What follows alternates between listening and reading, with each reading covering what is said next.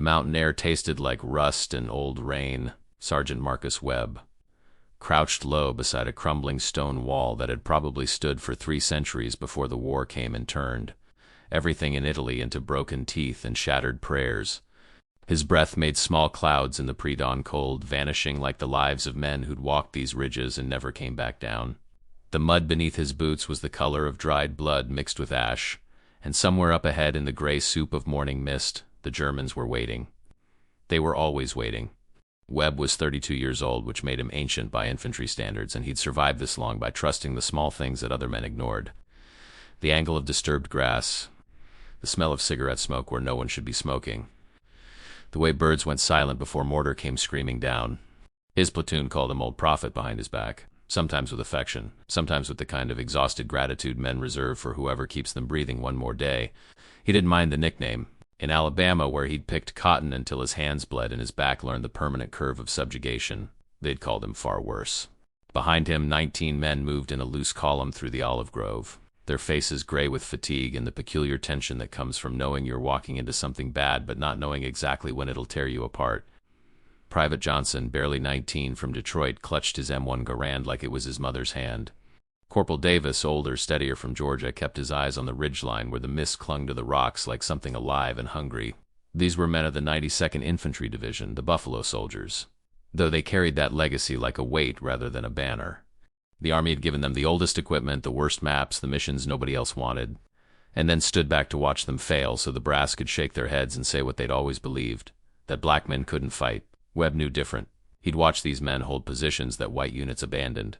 He'd seen them advance through minefields with hands shaking and prayers on their lips because retreat meant court-martial and advance meant maybe dying, but at least dying like men. He'd carried wounded soldiers through machine gun fire and listened to them whisper their mothers' names in the dark. They could fight. They'd proven it 100 times over. The problem was nobody wanted to see it. Lieutenant Carlson, the white officer attached to their unit, had briefed them 2 hours before dawn in a stone farmhouse that still smelled like the family that had fled. Intelligence reports light German presence in the valley, he'd said, pointing at a map so old it showed roads that no longer existed. We're to advance through Montesol, secure the ridge, and hold for the main column. Simple reconnaissance. Should be quiet. Webb had felt his stomach tighten at those words. Should be quiet was how officers described missions that turned into slaughterhouses. He'd wanted to speak up, to say that German intelligence was never light in these mountains, that the 16th SS Panzergrenadier Division had been chewing up Allied patrols for weeks, that sending 19 men up a single approach route was like offering them up on a plate. But he'd learned long ago that speaking up as a black NCO meant being told to shut up and follow orders. So he'd nodded and checked his rifle and tried not to think about the letters he'd have to write if half his men didn't come back. Now, in the pre-dawn gloom with mist wrapping around them like a shroud, Webb paused. Something wasn't right. The feeling crawled up his spine the way it had before the ambush at Somocolonia, before the artillery strike at Massa, before every single moment in this war when death came calling and expected to be welcomed. He held up his fist and the column stopped, men freezing in place with the practiced stillness of soldiers who trusted their sergeant more than they trusted God. The vineyard stretched ahead. Rows of gnarled vines strung on wooden posts that looked like crucifixes in the half-light. Beyond it, a cluster of stone buildings marked what the map called San Pietro, a village abandoned weeks ago when the Germans came through and the Italians learned what it meant to be in the way of armies. The path forward was narrow, channeled between the vineyard and a steep embankment topped with more stone walls. Perfect terrain for an ambush. Perfect terrain for dying. Webb moved forward slowly, eyes scanning the ground. The mud here was churned from recent rain, a thick paste that sucked at boots and made every step an effort. He could see where his men had walked, the deep prints of American boots pressed into the earth. He could see older marks too, probably Italian farmers from before the war, before this valley became a killing ground. And then he saw it. A single footprint, 20 meters ahead, half hidden beside a wooden post. Webb stopped breathing. The print was fresh, no more than hours old, still sharp-edged despite the morning dew. It was angled wrong, pointed back toward the American positions rather than away. The tread pattern was wrong too, not the hobnailed Wehrmacht standard, but the waffle pattern of German paratrooper boots, the kind the elite Fallschirmjäger units wore. And it was deep, pressed hard into the mud as if the man had been carrying heavy equipment. Wire cutters, maybe, or mine-laying tools? His mind went into overdrive, reading the landscape the way he'd learned to read the faces of white men back home. looking for the signs that meant danger, meant run, meant someone was about to make you pay for the crime of existing. If a German paratrooper had been here recently moving toward the American rear, then this wasn't reconnaissance. This was preparation. The footprint was in exactly the wrong place for a routine patrol. It was positioned where someone would stand to set a tripwire, or to plant a mine, or to mark distances for a pre-sighted machine gun kill zone. Webb's eyes tracked forward along the path. The village ahead sat quiet in the mist, but now he saw it differently. The windows were too dark, the doors too perfectly closed, the street too clean of debris. It looked staged, like a theater set waiting for actors who would never know they were performing their own deaths. He could almost see how it would unfold. The column would advance into the village street, thinking they'd secured it, and then the world would explode. Mines under the mud, machine guns in the windows, mortars pre-ranged on the exact coordinates where men would cluster for cover.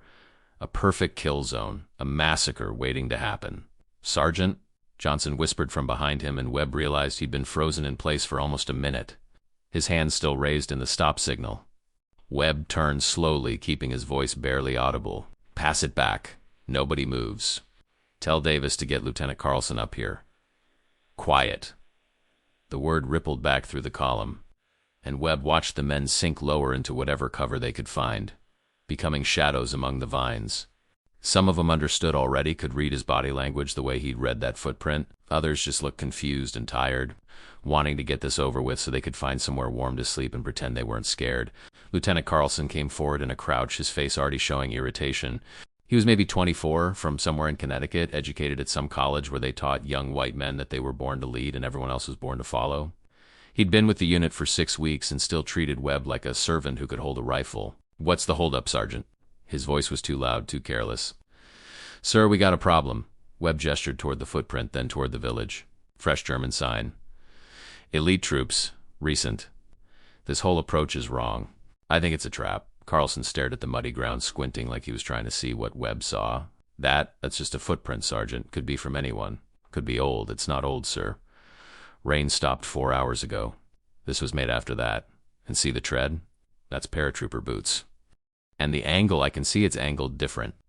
Carlson's voice had that edge now, the one that said his authority was being questioned and he didn't like it. Doesn't mean anything. Germans move around. That's what they do. Webb felt the old familiar rage building in his chest. The kind that had nowhere to go because letting it out meant being called insubordinate. Meant demotion, or worse, meant proving what they all wanted to believe about black men being uncontrollable. He forced his voice to stay level. "Sir, with respect, that print is positioned exactly where you'd stand to set a wire or mark ranges. And look at the village. It's too clean, too quiet. This is what a kill zone looks like before it's activated. Are you refusing to advance, Sergeant?" Carlson's hand moved toward his sidearm, not threatening exactly, but reminding. "Because that sounds like cowardice to me." The word hit Webb like a fist. Cowardice. After 3 years of this war, after Salerno and Anzio and every frozen mountain pass in Italy, after watching men die in his arms and digging graves with his bare hands and waking up every morning wondering if this was the day a German bullet found him, this college boy from Connecticut was calling him a coward. But Webb had learned something growing up under Jim Crow that most white men never had to learn: how to swallow rage and keep thinking clearly when your life depended on it.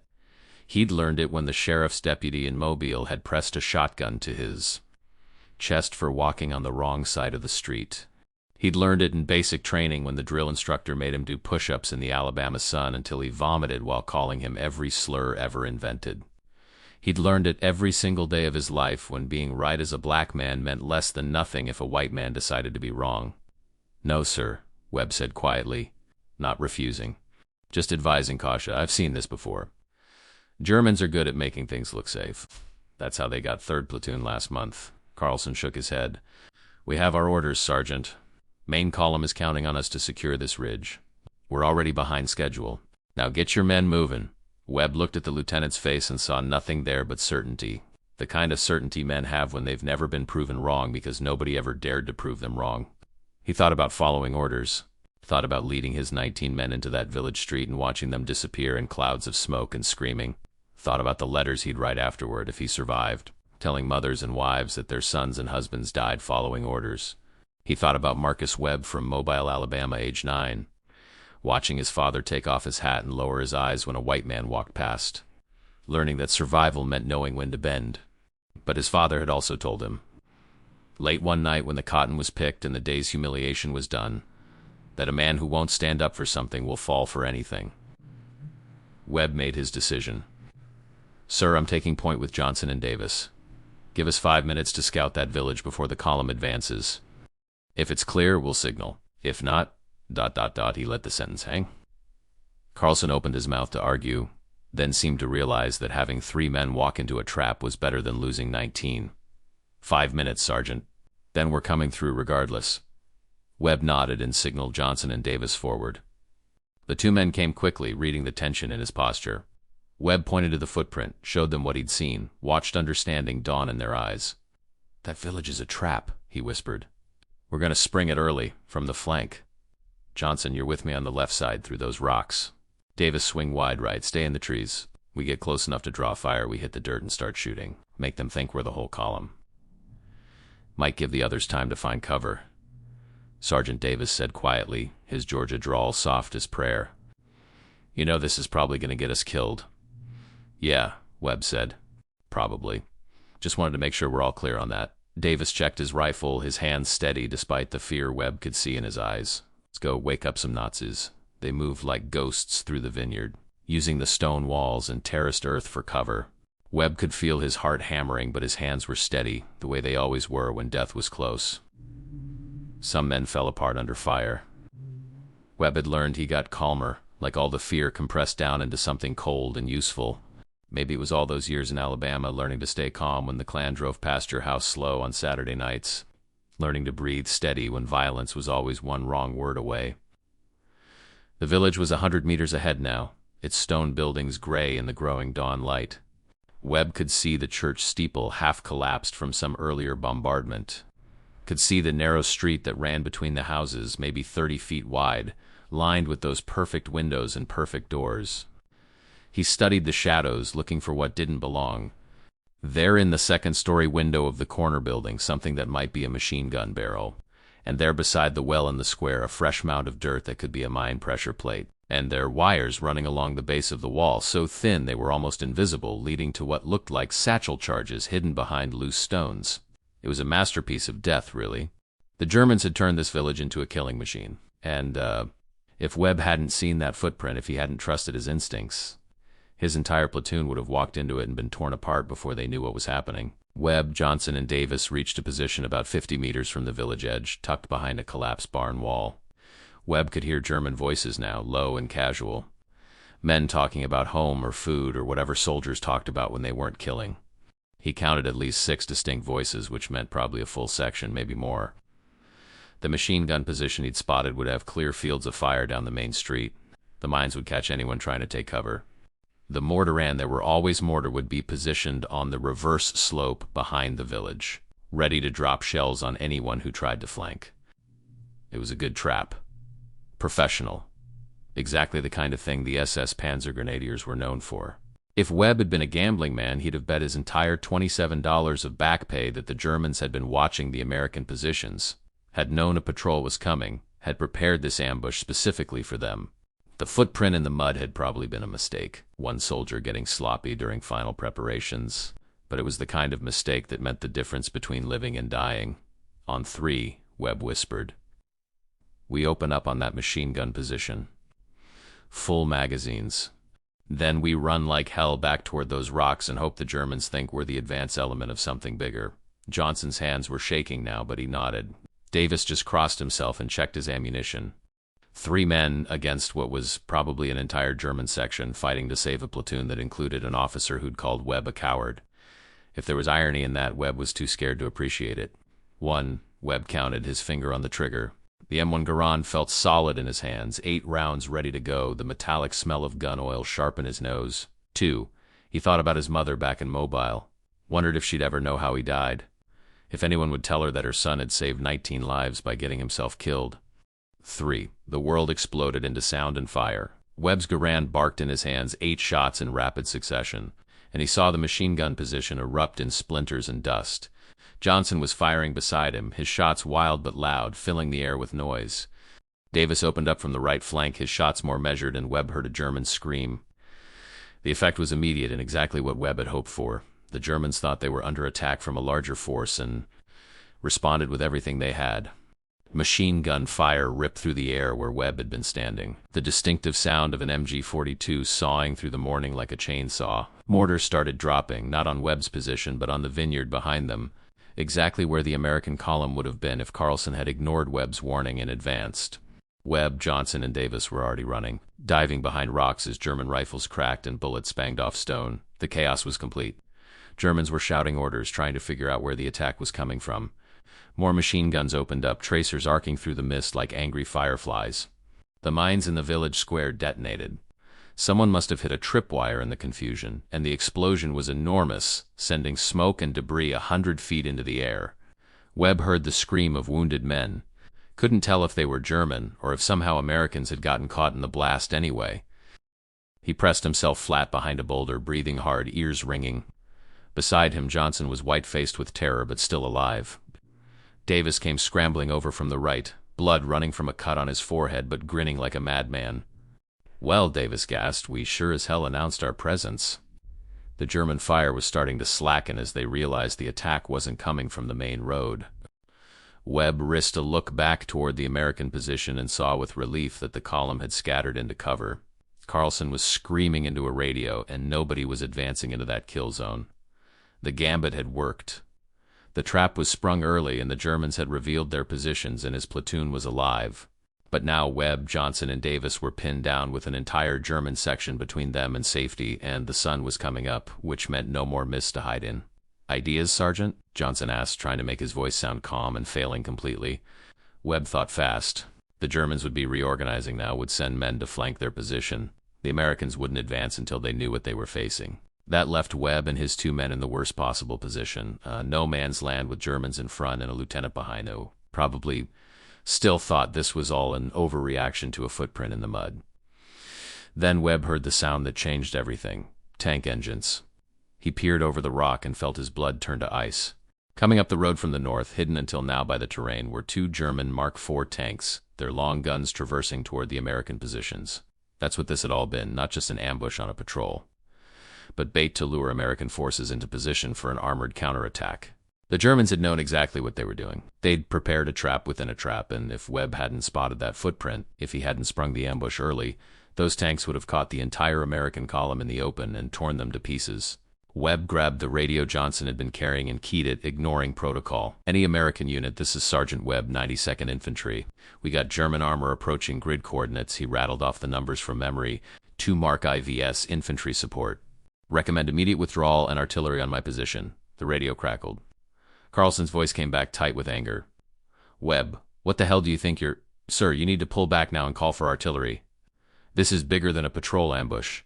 This is a full counterattack." There was a pause filled with the sound of tank engines getting closer and German machine guns still raking the rocks. Then a different voice came on, older, with the authority of someone who actually knew what combat sounded like. "This is Captain Morrison, 92nd HQ. Sergeant, confirm you have eyes on German armor." "Yes, sir." 2 Mark IVS, maybe 50 infantry, prepared positions in the village of San Pietro. "They've been waiting for us. This whole sector is compromised." "Understood, Sergeant. Artillery support is inbound, 5 minutes. Get your men clear. Working on it." "Sir." Webb killed the radio and looked at Johnson and Davis. "Artillery's coming. We need to get back across that vineyard before the shells start landing, or we're going to die from our own support fire. There's about 200 yards of open ground and a whole lot of Germans between us and friendly lines," Davis pointed out. "How exactly do you propose we manage that?" Webb studied the terrain with the desperate clarity of a man who'd been inches from death so many times he'd stopped fearing it and started analyzing it. The vineyard rows ran perpendicular to their position, which meant they could use them as minimal cover if they stayed low. The Germans were focused on the village and the approaching American positions, not on 3 men who'd already sprung their trap. The tanks were moving forward, which meant German attention would be on supporting the armor, not watching their flanks. It was a terrible plan. It would probably get them killed. But staying here would definitely get them killed, so terrible was better than nothing. "We run in the rows, stay low, move when the Germans are busy with the tanks. They shoot at us, we don't shoot back, we just run. Shooting back means stopping, and stopping means dying. Questions?" "Yeah," Johnson said, his voice shaking. "What happens if we don't make it?" Webb looked at the young private from Detroit, saw his terror and his courage fighting for control of his face. Then we die knowing we saved 19 other men. That's more than most soldiers get. They ran. Webb led, pumping his legs through the mud, keeping his body bent almost double as he wove between the vineyard rows. Behind him he could hear Johnson's gasping breath and Davis cursing steadily in a low monotone. German bullets snapped overhead, but none came close. The Germans were occupied with the tanks grinding toward the American positions in the chaos of their sprung ambush. Webb's lungs burned and his legs felt like lead, but he kept running, kept moving, counting seconds in his head because he didn't know exactly when the artillery would arrive and friendly shells didn't care who they killed. They were halfway across the vineyard when the first shells came screaming in. The sound was like the world being torn in half, a shriek that drowned out thought. Webb dove into the mud and covered his head as the ground erupted 50 meters to his left, geysers of dirt and fire shooting into the sky. Another shell hit the village, and another, and suddenly the carefully prepared German positions were being hammered by American artillery. The tanks stopped advancing, one of them taking a direct hit that made it explode like a firework. "Move," Webb shouted, and they were up and running again through the smoke and chaos. German soldiers were stumbling out of the village, some on fire, others helping wounded comrades. Nobody was shooting at Webb anymore because everybody was trying not to die as the artillery turned San Pietro into hell on earth. They cleared the vineyard and collapsed behind the stone wall where the American column had taken cover. Hands grabbed Webb and pulled him down, and he lay there gasping, ears ringing, tasting blood and mud. Someone was checking him for wounds, but he couldn't feel anything except exhaustion and the strange electric relief of still being alive. When his vision cleared, Lieutenant Carlson was standing over him, his face unreadable. For a long moment they just looked at each other, and Webb waited for the recriminations, the anger, the punishment for disobeying orders. "That was the bravest thing I've ever seen," Carlson said quietly, "and the stupidest. You've saved this entire platoon, Sergeant." Webb sat up slowly, still catching his breath.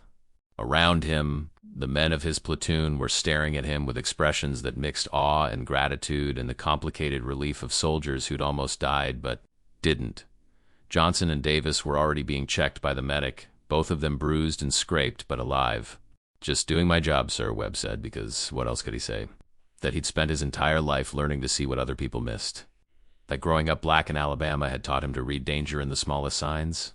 That the same society that called him inferior had forced him to develop instincts that just saved 19 white men's lives.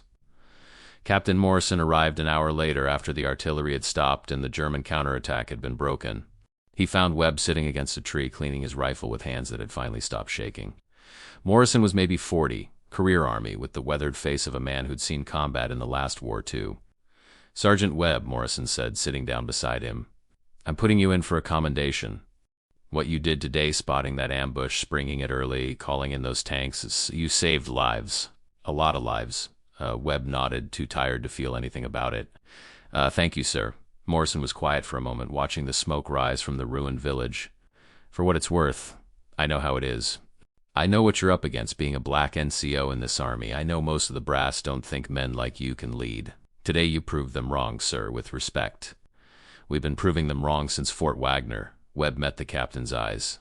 "Nobody wants to see it, I know," Morrison said, and he sounded genuinely sad about it. "I know." The commendation never came through.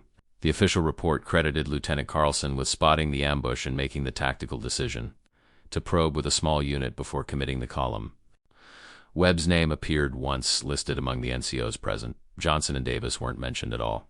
When Webb read the report 3 weeks later in a bombed-out church they were using as a command post, he felt nothing.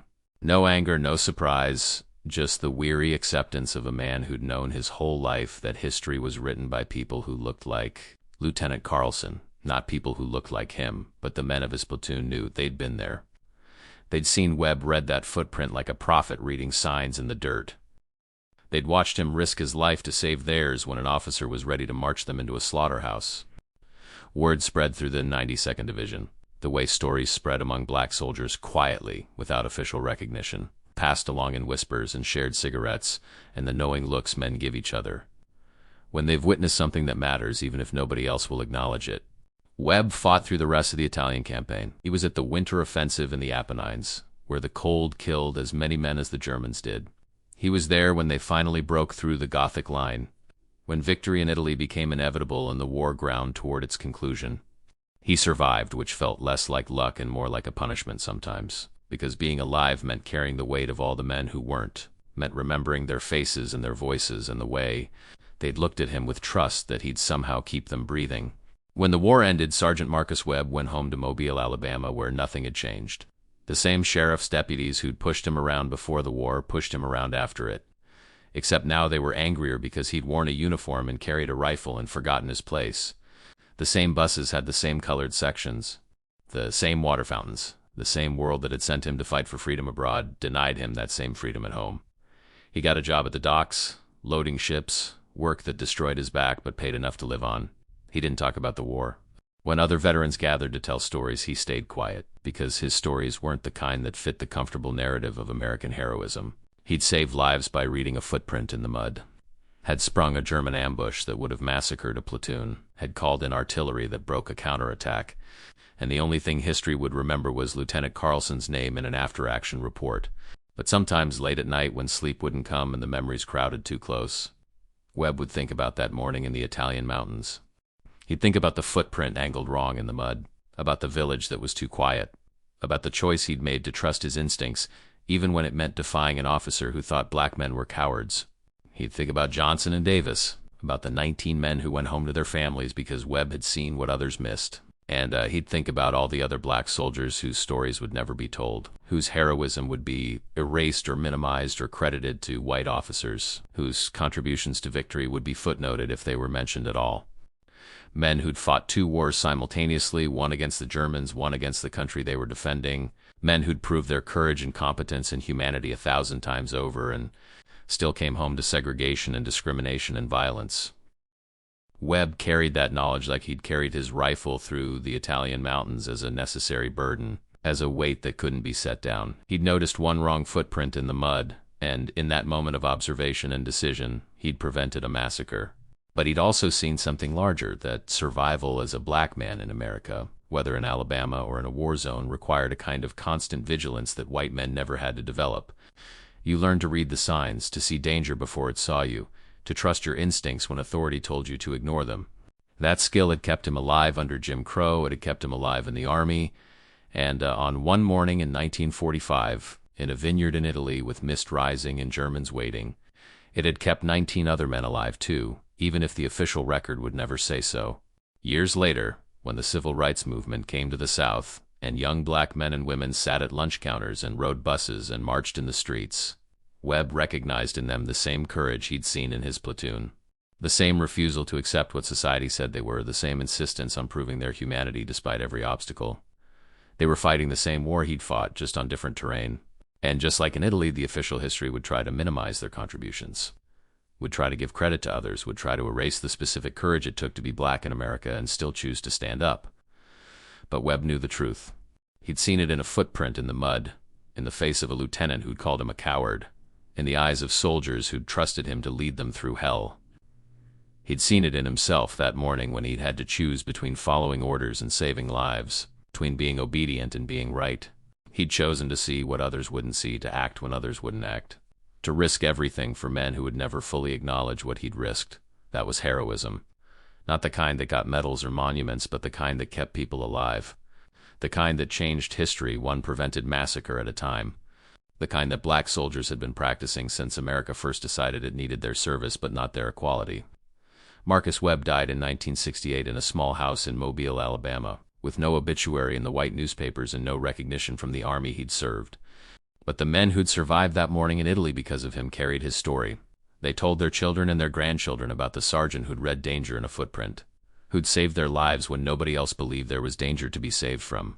The story survived the way such stories do in communities that understand the difference between official history and lived truth. And somewhere in the archives, in a forgotten after-action report filed by Lieutenant Carlson, there's a single line that says, "Patrol encountered prepared German positions in the vicinity of San Pietro.